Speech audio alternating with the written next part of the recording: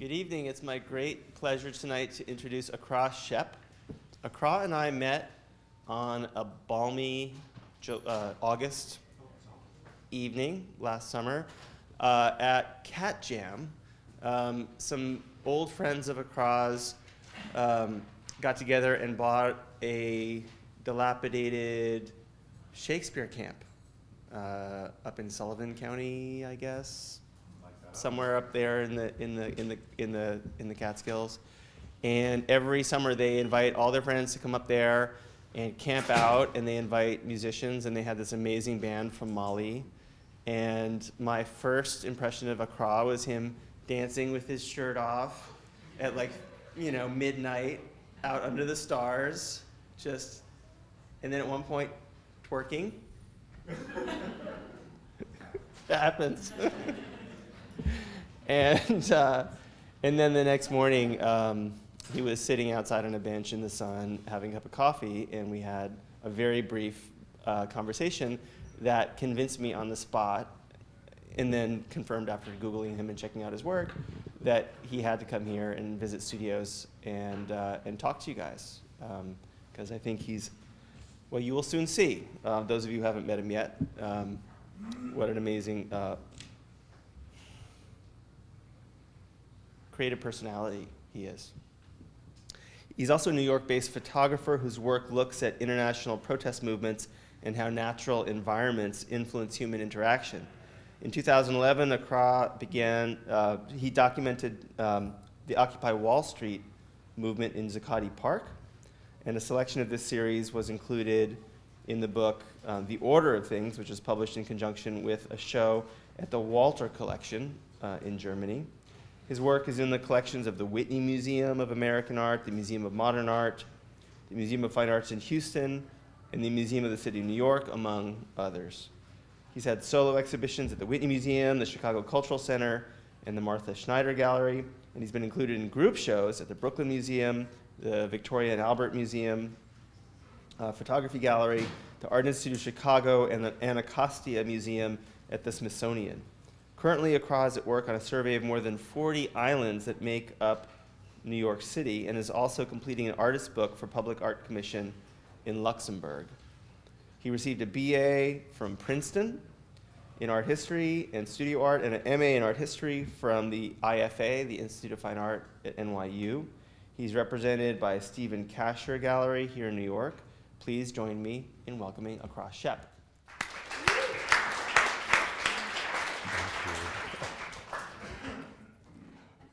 Hey, thank you so much for having me. Thank you, Mark, for inviting me.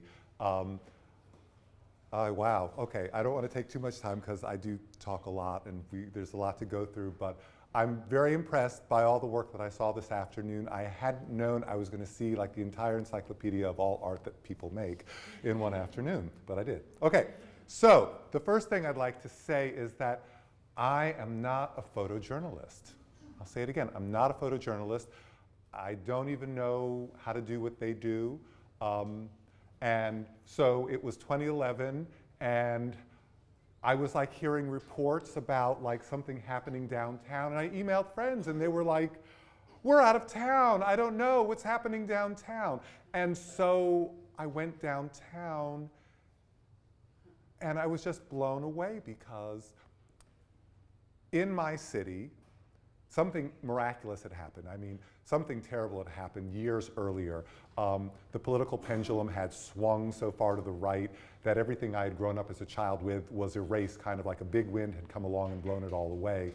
And now it seemed that the pendulum was swinging back the other way, and what's more, it was like swinging back right where I lived. So I went down there the next day with my 4x5 camera, and because I knew I wanted to see things really, really closely. And that meant I needed something with a big piece of film, something to record a lot of information. And this place where the protest was being held, Zuccotti Park, it was really dark. I love these kids. These are kids from, some university in Florida. They had come up. They just like came up from Florida. It's just wild. And there's no light in this park. It just drains everything of color. So it was like, okay, well, I don't need color film then. I'll just use black and white film, so I'm good.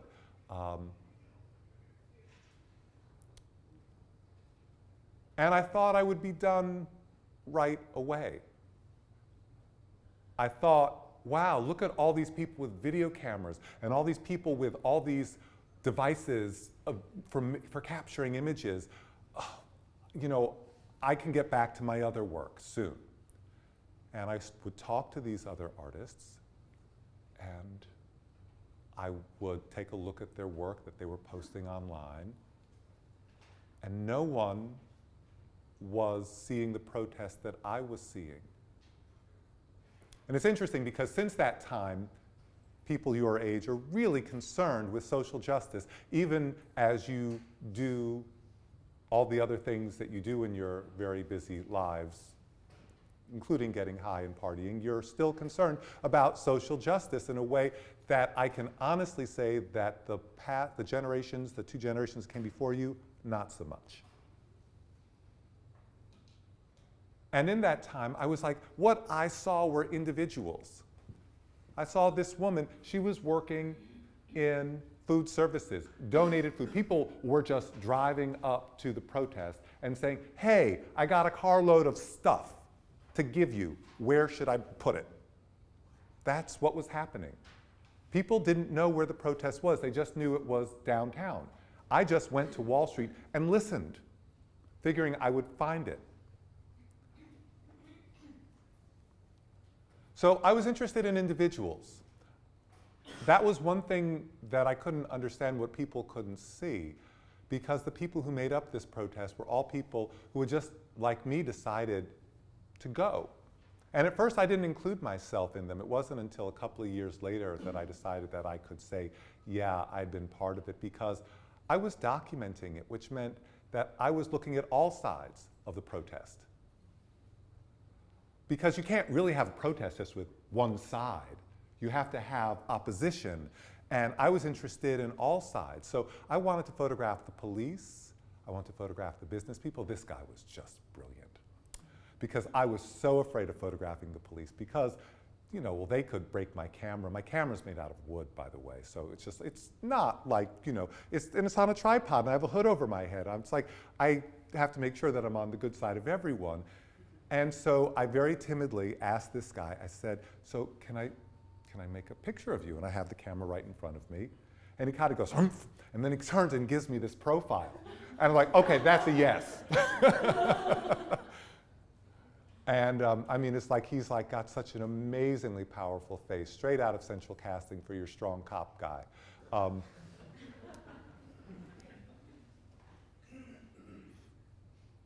So coming back to this idea of the protest being individual, something that I kept seeing and I kept hearing afterwards, it's like people wanted to understand the protest as a sea of people. They wanted to see little circles for faces and lots of hands. They wanted to see a mass of humanity. I mean, I frankly didn't understand what that was supposed to mean. I mean, there is the very famous photograph that Ouija made of Coney Island with the masses of people, but it's brilliant because we can also see individuals. I love these. Oh God. So. That Ouija photo is up at the Brooklyn Museum right now. That's right. That's right. Along with the film he made. And I better go see that show because I haven't seen the Coney Island show. It's closing soon. So the young woman on the left, I saw her first, and I was making her photograph. And then she said, can my friend be in the photograph? And I said, oh my God, yes, absolutely. Because to me, it was just such a powerful thing to say that these two young women in hijabs were part of Occupy Wall Street. They were students at the time at the Borough of Manhattan Community College. I didn't get their names, and so sadly I didn't get them a copy of their photograph. I tried to get everyone a copy of their photograph because they were nice enough to stop and let me make their picture. But the idea that they could be part of this protest, that they are part of New York, part of the United States, is something that too often is lost. The idea that everyone gets to belong. Now, Of course, that's something that we're coming to grips with, especially in this election year. But in New York, that's something that we take for granted. That's something that I really, really love about this city. And evidently, I read a book called The Island at the Center of the World. It talks about the colonial beginnings of New York City. It was kind of built in right when the Dutch came. She's amazing. I didn't even get where she was from. She's my hippie chick. She's just great. And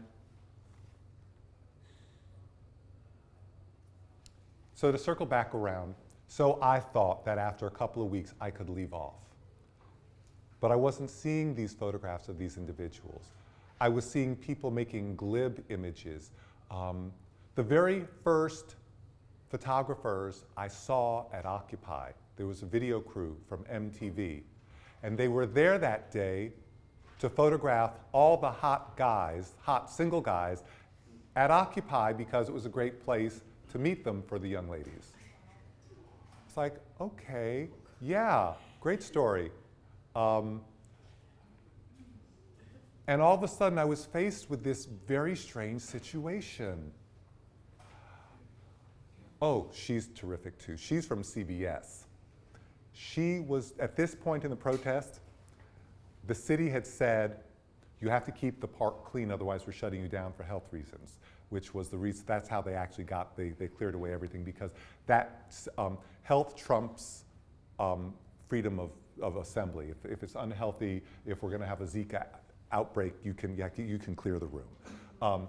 So they had raised the tents, because it was getting cold at this point, up on those wooden pallets that they use at the loading docks and around supermarkets. She was doing a story, I kid you not, on what pallets are. It's like, WTF, lady. It's like, if people around the country don't know what pallets are, don't know that this is the best forum for breaking that information down. I mean, and I was like thinking, you know, honestly, you know, to get a gig at CBS is no small thing. You've got to be like really great, not just smart and articulate, but like off the charts. And I was like, have you like dyed your hair too many times? What happened? I don't know.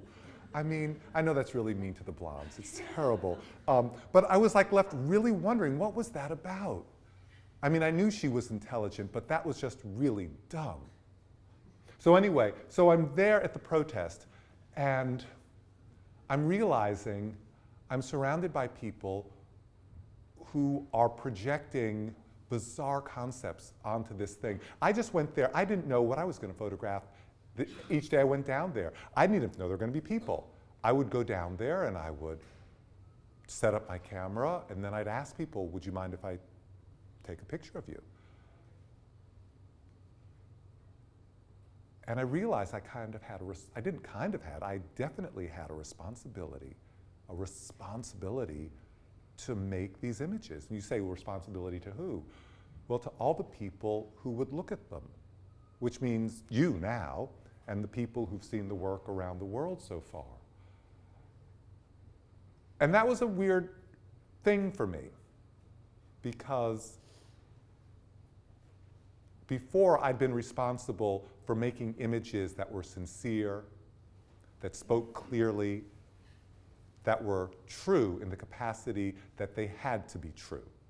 And I think you understand what I mean by that. There doesn't have to be any one-to-one correspondence with events as they unfolded before my eyes, but they had to be honest. But now I was responsible for something larger. This is a former stockbroker from Estonia. Yeah, one of the Baltic states. He flew in. Didn't know how long he was going to stay till the money ran out. He just came because he had to.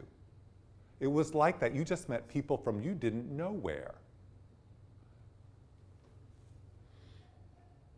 And so there I was,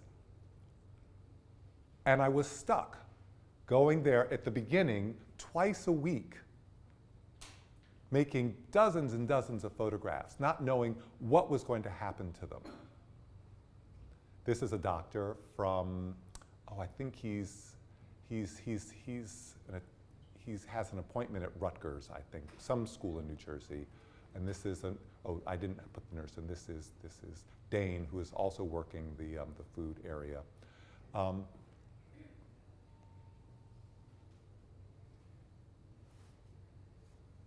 And I mention this idea of responsibility because I think it's important to talk about in the context of what you're doing with your own emerging art practices.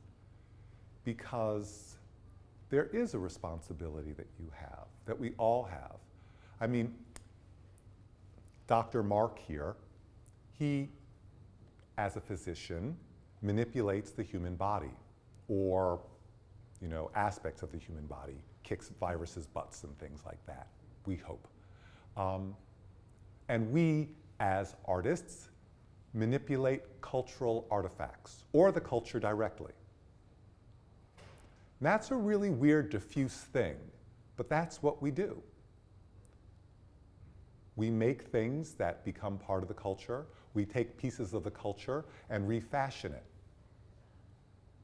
And that's a big responsibility, because that culture is what is transmitted from generation to generation. It's what makes a place a place. I mean, if you take the culture out of the United States, if you take away fried chicken and Michael Jackson, if you take away, I don't know, McDonald's and all of Hollywood and all of, you know, not just Michael Jackson, all of Motown's gone, and every single image you've ever seen that was made here, Jackson Pollock, all those, what's left? You don't even have Donald Trump, because he gets to be part of the culture too. So, if culture is everything, and we're the people who make the culture and manipulate it, that's kind of a pretty big responsibility. It doesn't mean you can't have fun and the work can't be playful. But kind of what I was taking away from the Occupy work was that, wow, sometimes it comes down on you like a ton of bricks. But it's like, I was there, I was ready for it. This is Sue and Kyle, and I will mention, not to embarrass you, but Sue is here in the audience tonight. I'm working on a project now, rephotographing as many of the original people I photographed in this first go-round in 2011 and 2012, because so many of the people, like Sue, are working still in social justice and in brilliant and diverse ways to push these social justice movements forward. And of course, this has been one of the important legacies of the Occupy protest. Many people say, oh, Occupy, well, what'll it do? Well, it basically changed everything, from the $15 minimum wage that is now, we'll see in New York City, to the cancellation of the Keystone XL pipeline, Black Lives Matter. All of these things had their start at Occupy, where people were talking about prison reform in a large way, in a way that connected people from all over the country.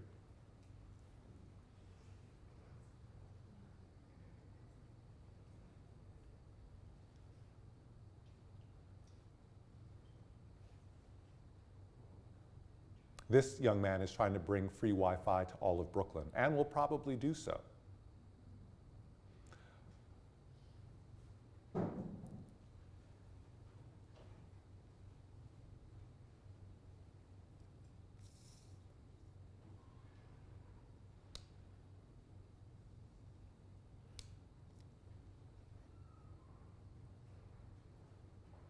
Just share a few of these. So I made these in the form of a diary.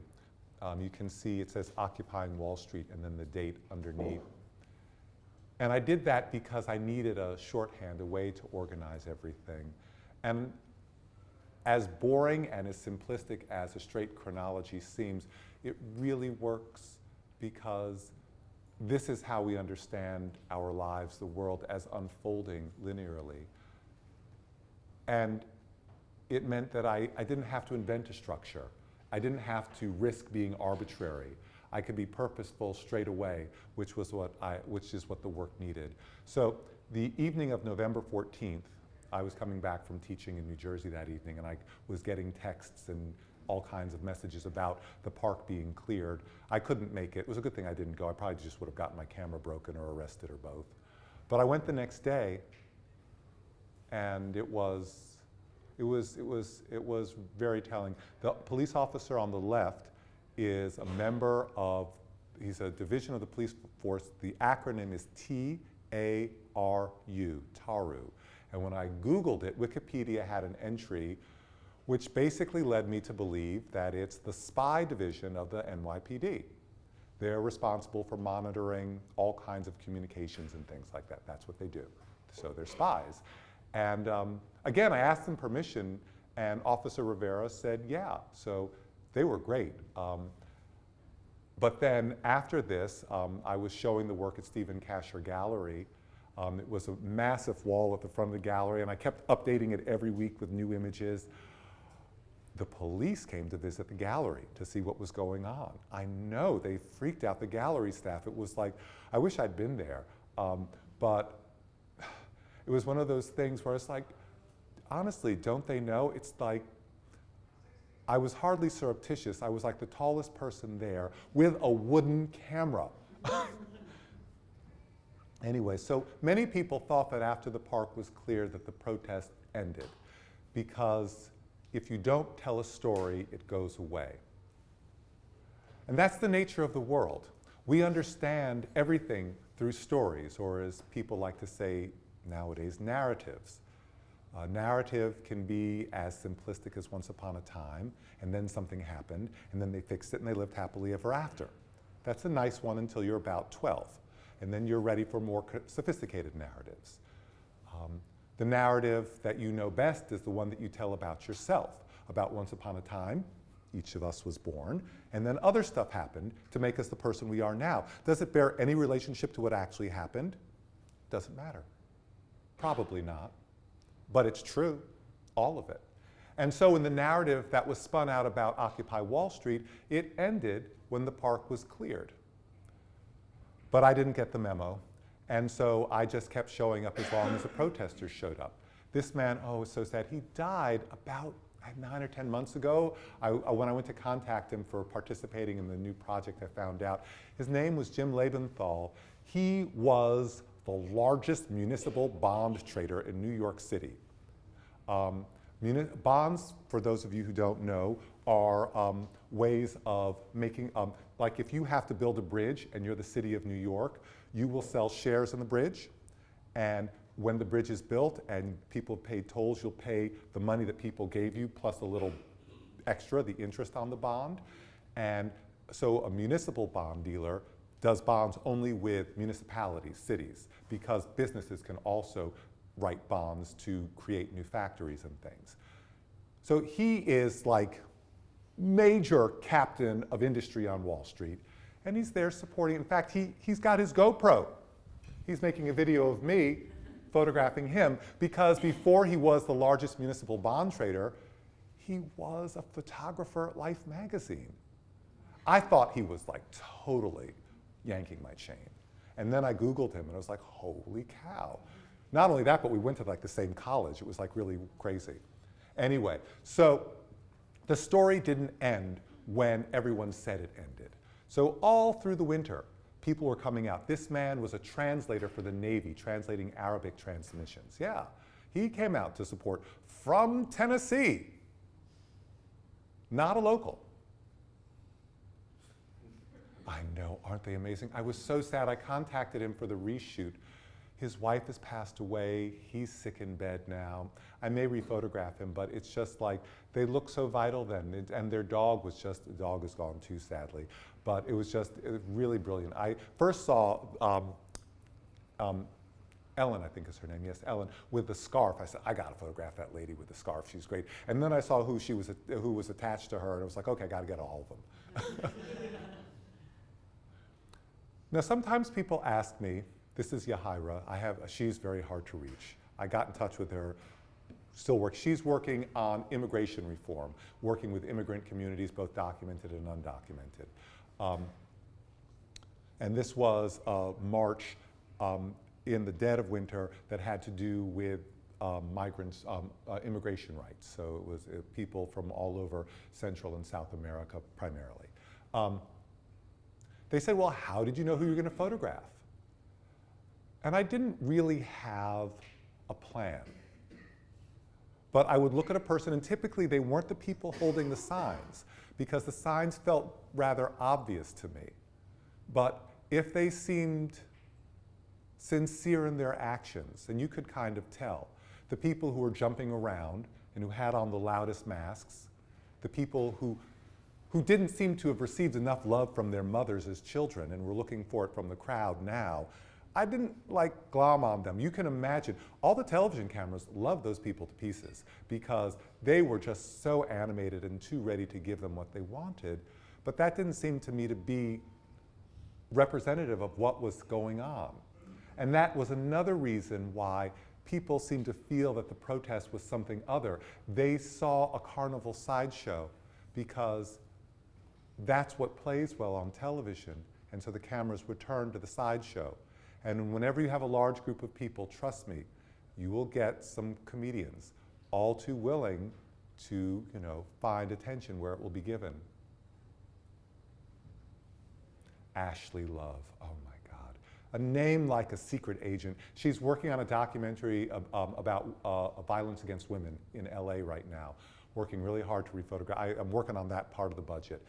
She led a spontaneous march. She just got up there speaking extemporaneously about the injustice of the distribution of money in the United States and led an impromptu march, kind of a la Captain Kangaroo or Romper Room. You know how they would go marching around, all the little kids would follow, just like that, and people were following her.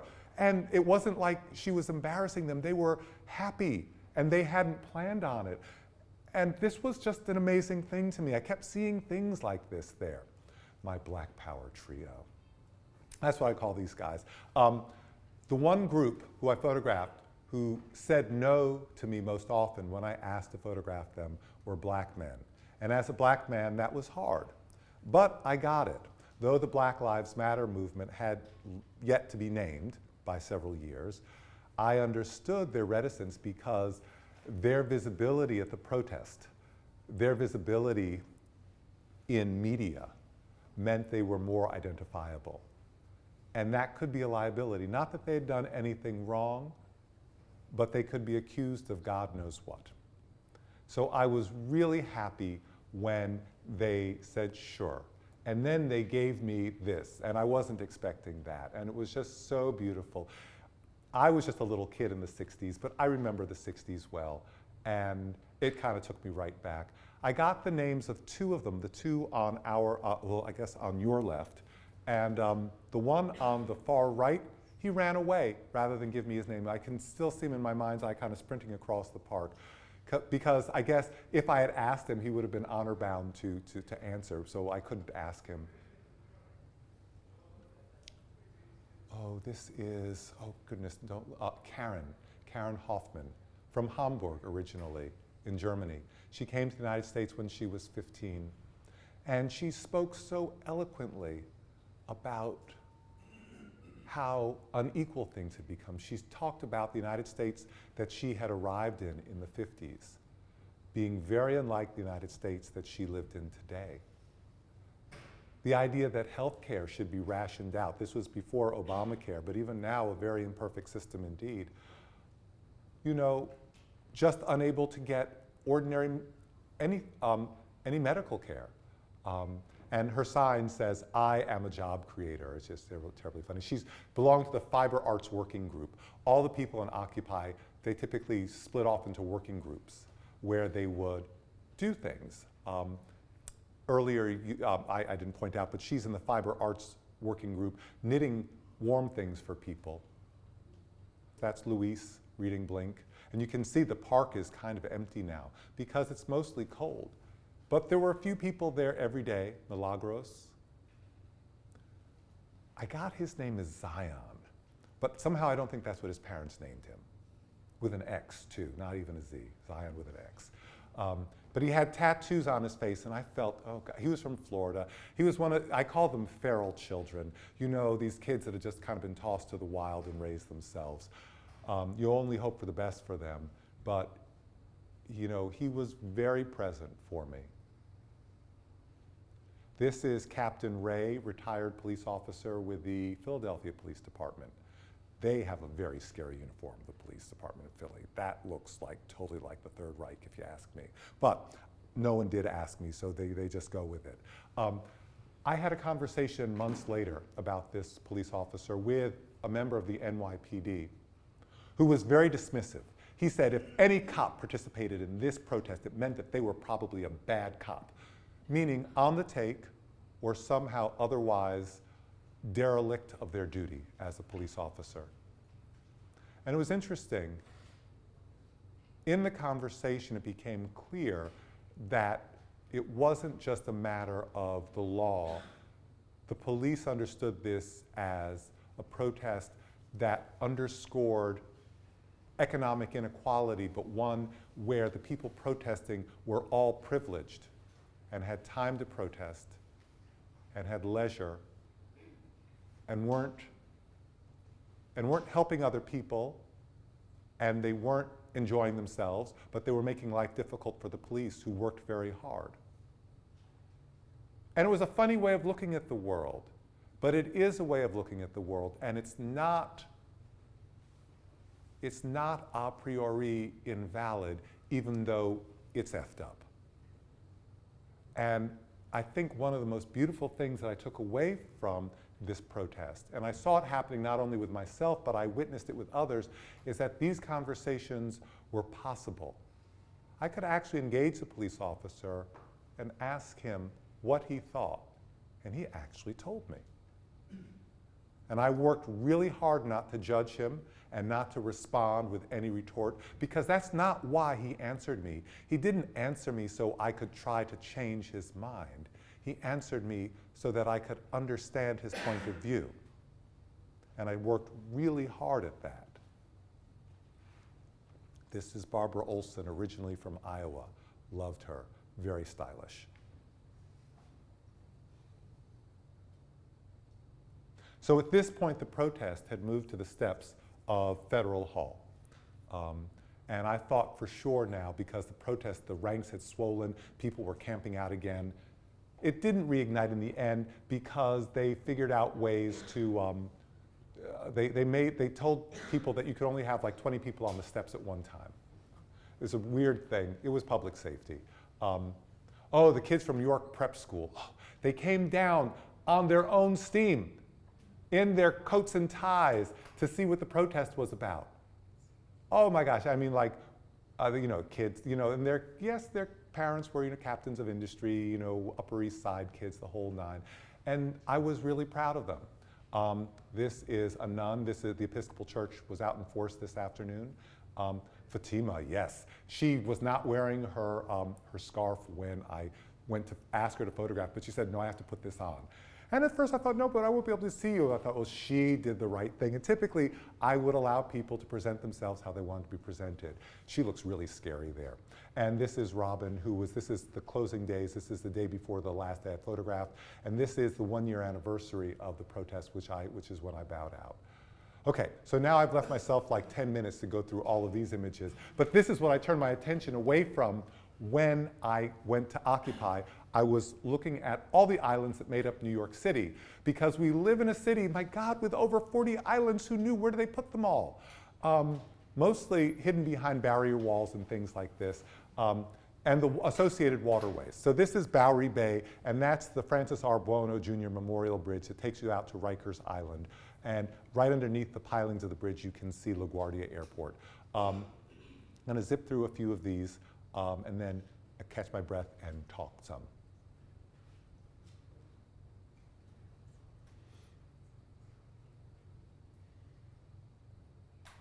Flushing Creek.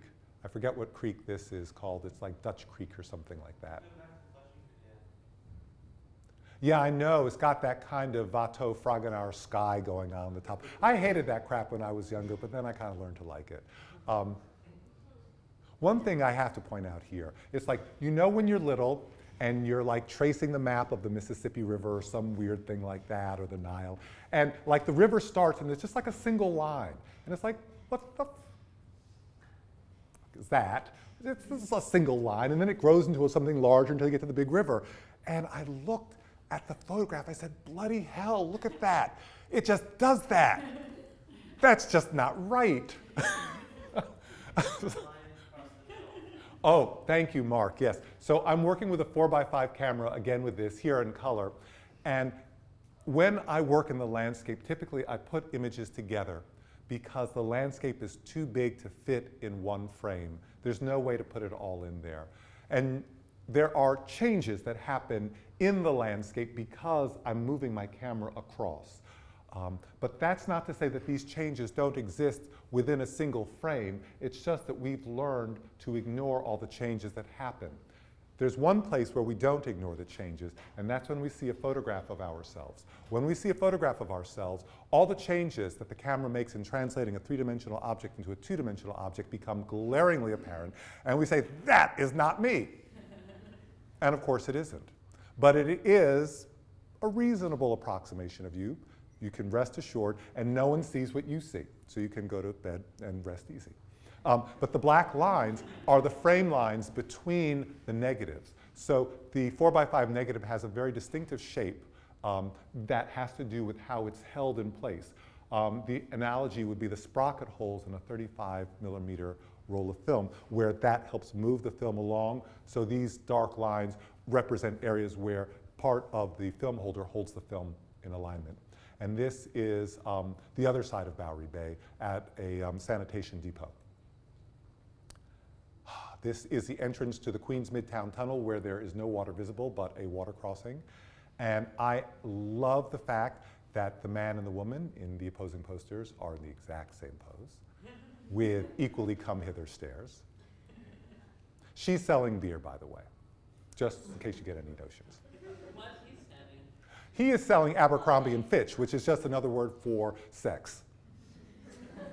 Yeah, because that's all they do, and it's just boys' sex. I mean, they have a few girls, but it's really just boys. You know what I'm talking about.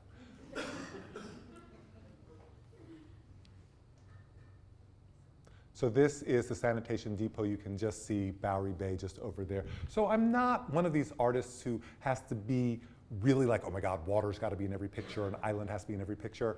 It's like, this is about the condition of us being surrounded by water and what flows from that. This is the Newtown Creek and one of the crossings over it. This is Staten Island after Sandy. So we were in Queens, now we're in Staten Island. This is Eltingville, which is near a marina, and the boats were just floated up and landed all over people's houses. That is Loretta Dune. I mean, yes, that's New York City. New York City, this is Shooter's Island. I have a show coming up at Snug Harbor on Staten Island, April 9th it opens. It'll just be the Staten Island work. And this work is big, so this work is about 10 feet wide, so this is about right, this size here. That's Prawls Island. This is Noe Maldonado at the Tottenville Marina in Staten Island. That's a machine that lifts boats out of the water. Isn't that cool? It's like, who knew that even existed? Building boats in Manhattan at the Village Community Boathouse. This is Friends of Something Park in the Bronx with a kayaking day for kids from the Bronx. Friends of Brook Park. Village Community Boathouse. Fishermen on the pier. Don't eat the fish, but he does. Kids from the Harbor School on Governor's Island. Governor's Island. More Governor's Island. Manhattan. Rebuilding the bridge. This was commissioned by the Studio Museum in Harlem. I'm racing through now because I don't want to keep you guys too late. Sludge boat. Sludge. You flush the toilet, it goes to the place where it goes, they make sludge, it goes on the boat, they sell it to people who dry it out for fertilizer. Sludge boat. Wow, I know. Now you know what happens when you flush the toilet. No, they just growing crops, baby. This is the 36th Avenue Bridge to Roosevelt Island from Queens. City Island. Oh, I love this Poland.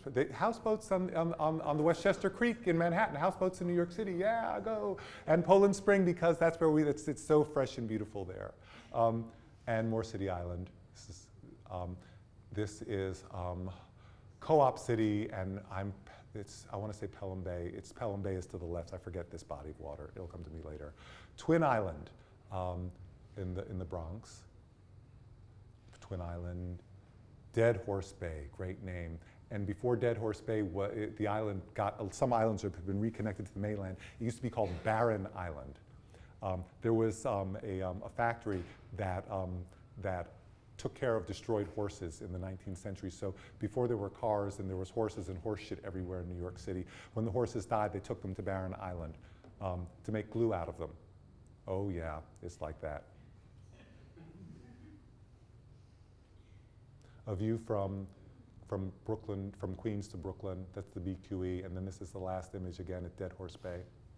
Okay, so I'm gonna turn the lights on quickly to show you a couple of images from a real project, these are real projects. Oh, you're so far away, but let's see how I'm gonna do this. So this is an artist book called Atlas, and I wanted to bring this because in my practice, I'm concerned with our relationship with the world, as you saw. And the world includes people, so I'm concerned about our relationship with other people, but in that concrete way that it's about how we interact with each other.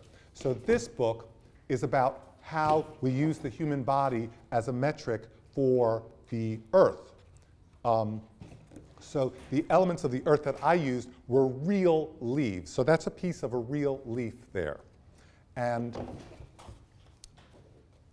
on the other side, you can see that the veins of the leaf come through, and I've got the image of a palm of a hand, so they merge with a scale of miles.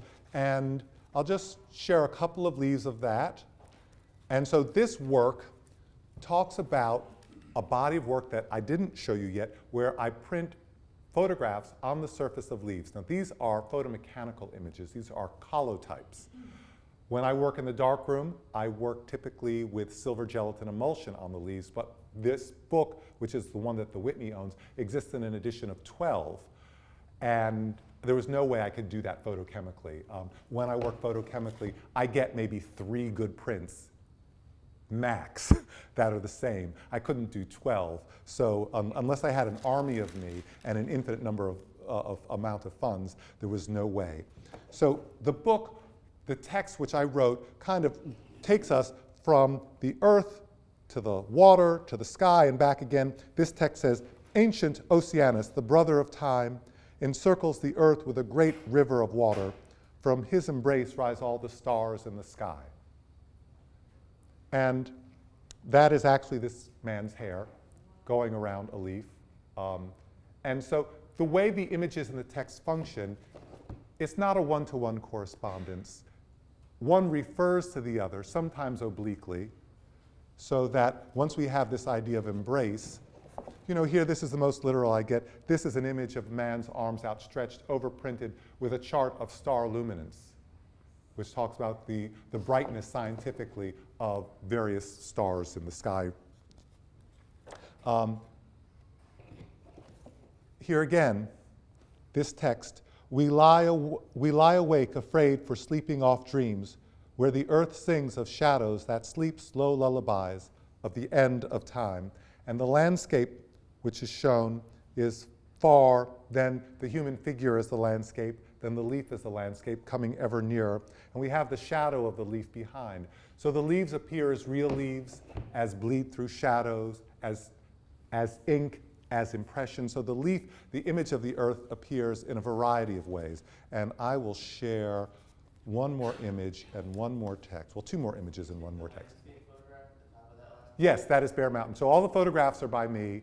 All the text, except for the very beginning, I quote this thing from King James Bible because it's like the creation of like the land and the seeds and plants. 19th century photographs that were taken up in the Hudson River Valley. Oh, With the Hudson River School painters. that's right. I hadn't thought about them. I could have saved myself a train trip, but I didn't remember that.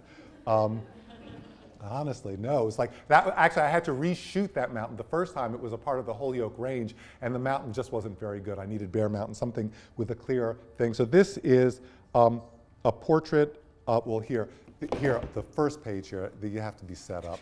This is the dark and the light side of the moon with a leaf that kind of feels like the moon.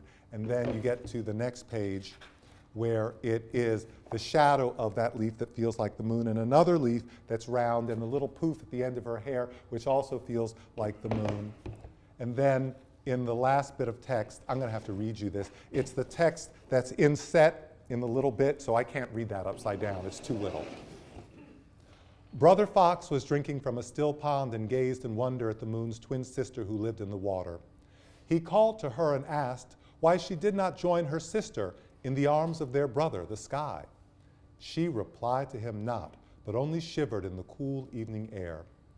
The owl in the tree above saw the fox and said, "Brother Fox, do not call out so, for she cannot hear you.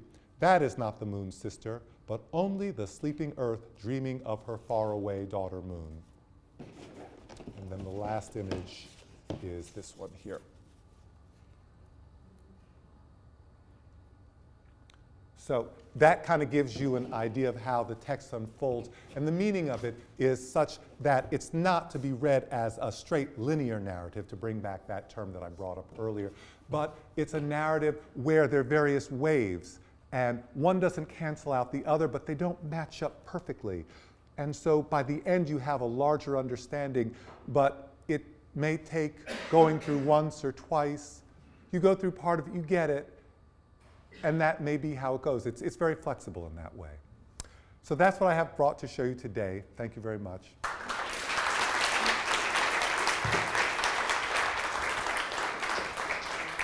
So are there any questions? Yeah.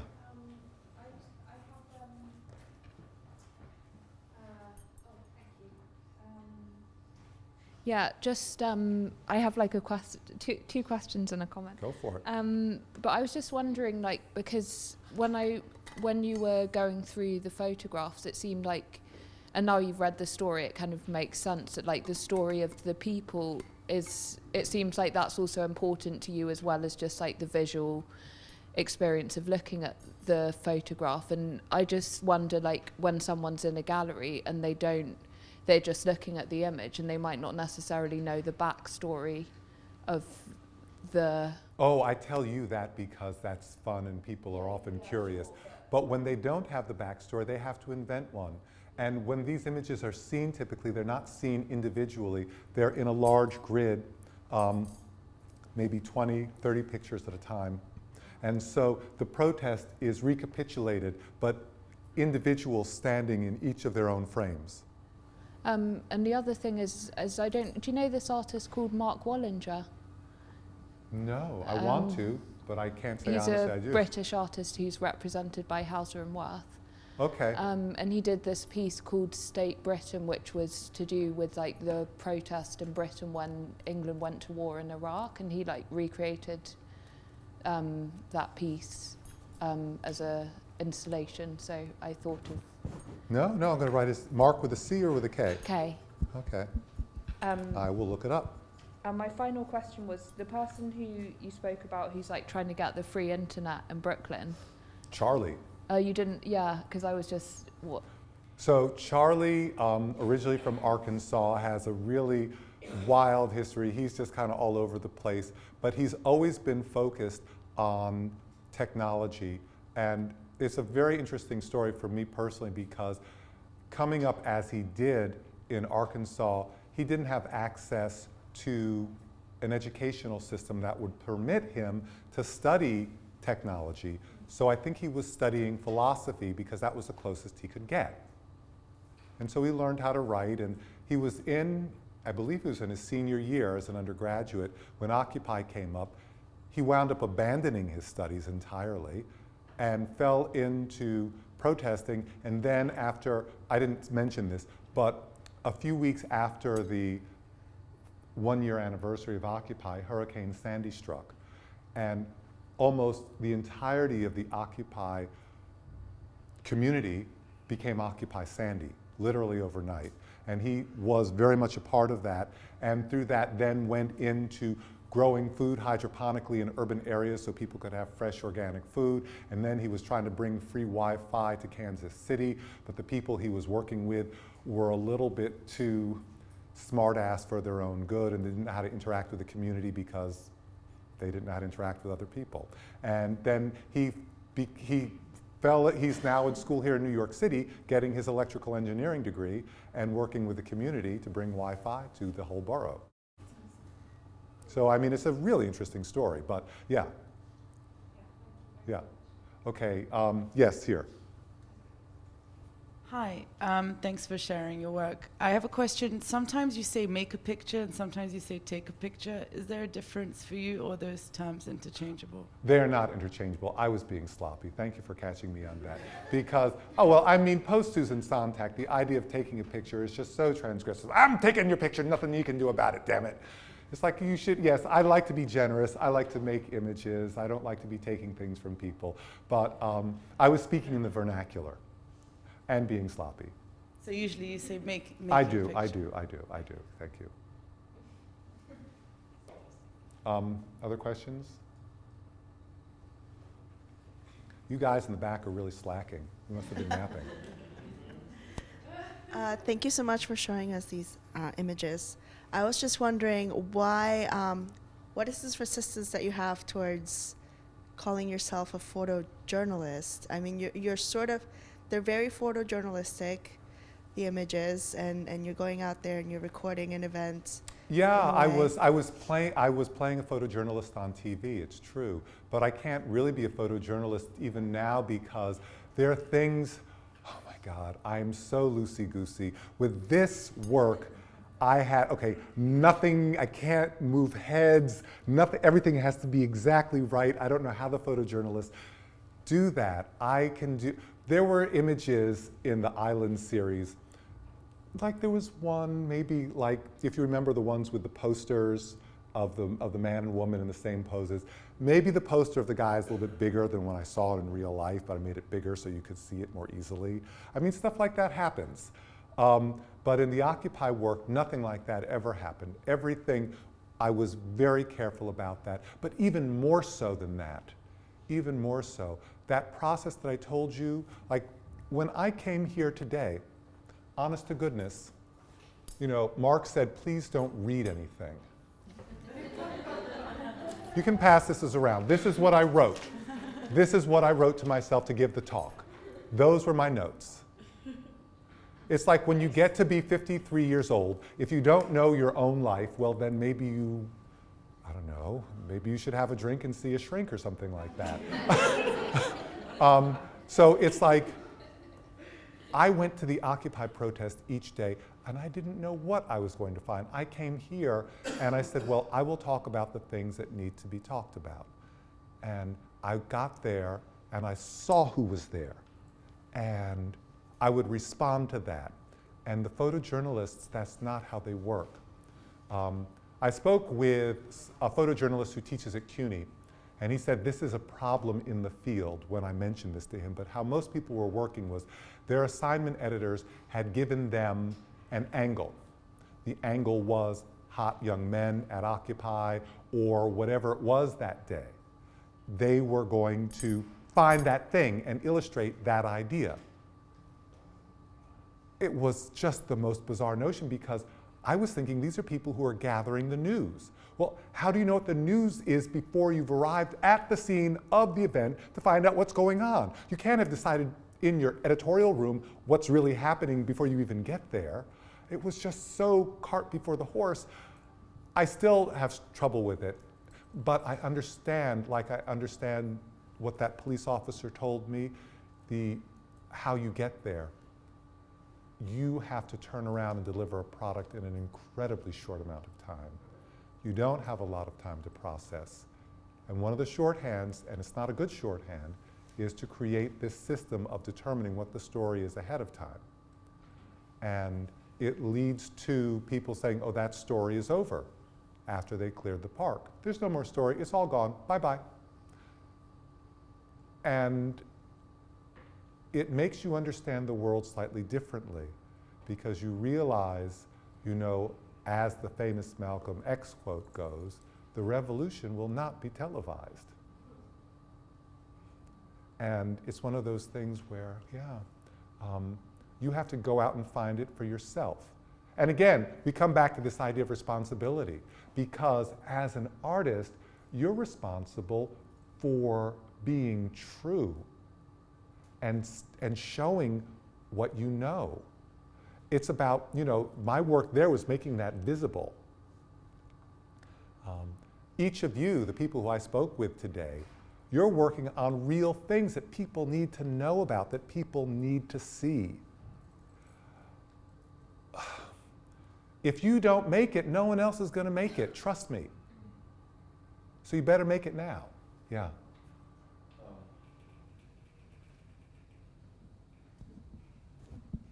I like what you said about having a responsibility for, the images that you make, and it's important to be a good citizen. And yeah, I mean, if we don't make it, who else will?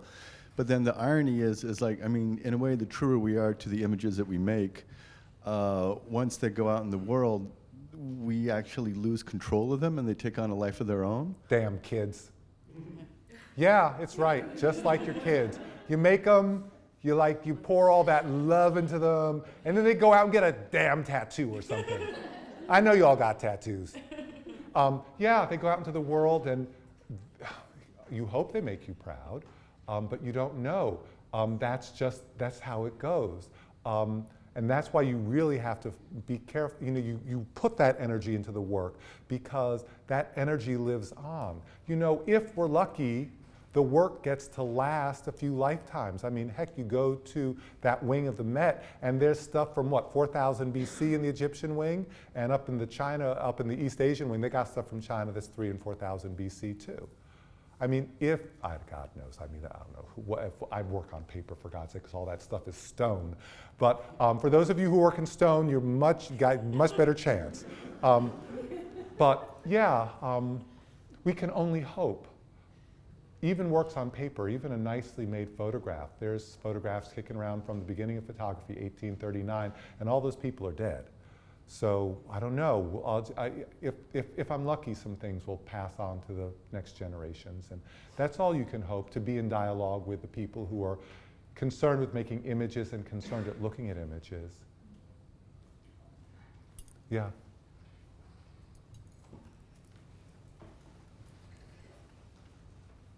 Such a polite school. I love this. Thank you. I enjoyed your presentation a lot.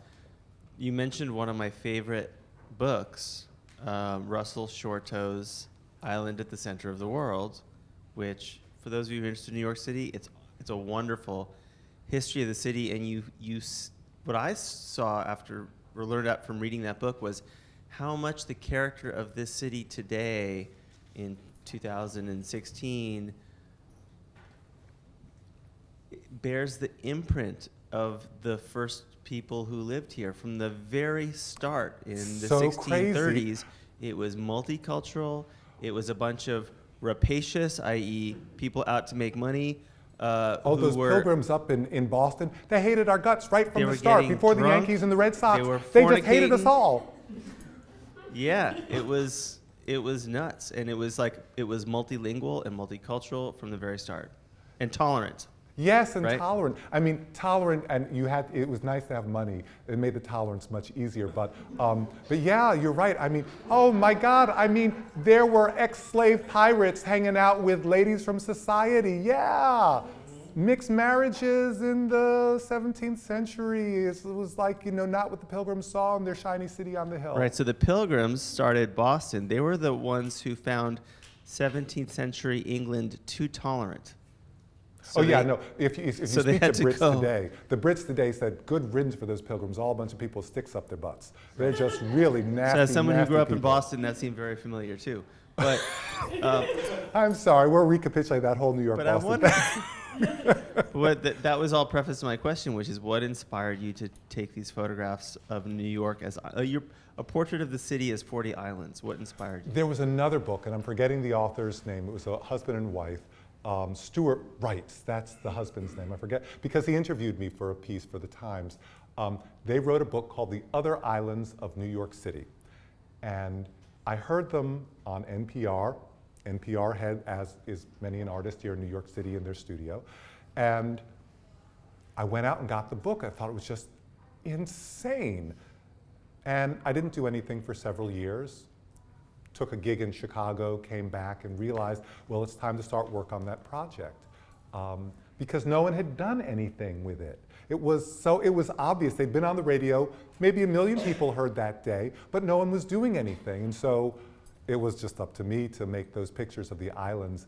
Oh, no, that's not true. Christine Osinski, who teaches at Cooper, she had made an attempt, but her images, she had just literally run around to each one, or not, I don't know if she even got to each one, but the images, it's hugely expensive and daunting. I've been working at it since '08, and I'm just kind of gathering steam now to get to a lot of the islands. Like those little islands, that's an $800 boat ride. Yeah, each island.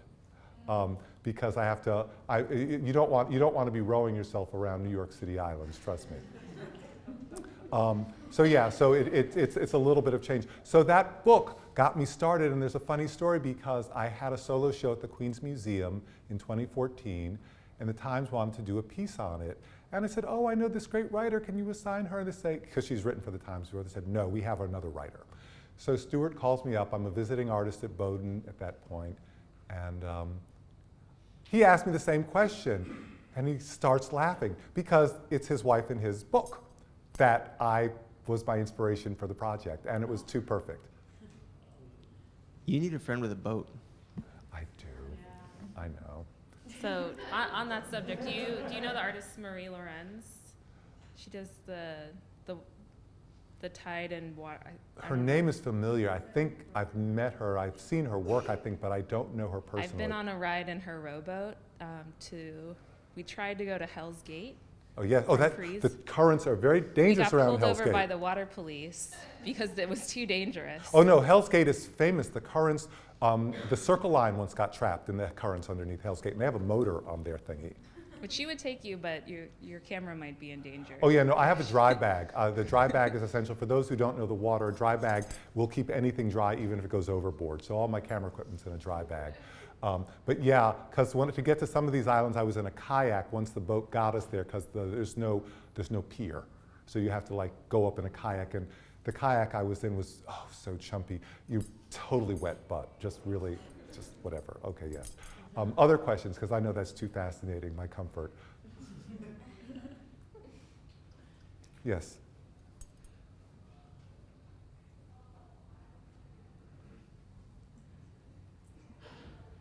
I really enjoyed your presentation, your work, and if you don't mind, and if she doesn't mind, I was wondering if we could maybe hear from some of the protesters that you worked with that were here tonight soon. Oh, and maybe what they're working on? Yeah, sure, Sue, if you don't mind. Sorry. As of now. Oh, they're going to pass the microphone. That way you'll be heard on the video. Thank you.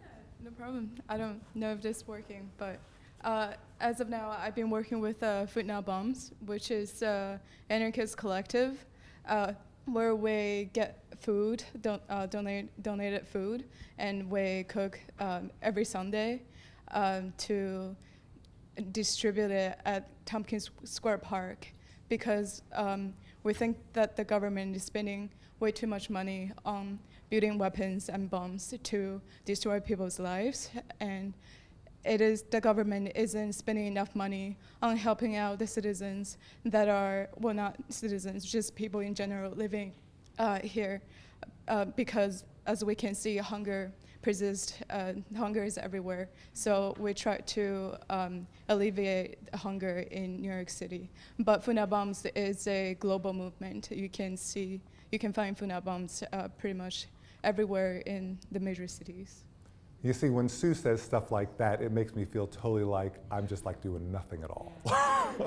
It's absolutely brilliant. And I felt really honored to be able to photograph people like Sue because they're working so hard to make a difference. And while, everyone does what they can. And so Sue is doing the heavy lifting, and I'm making sure it's visible.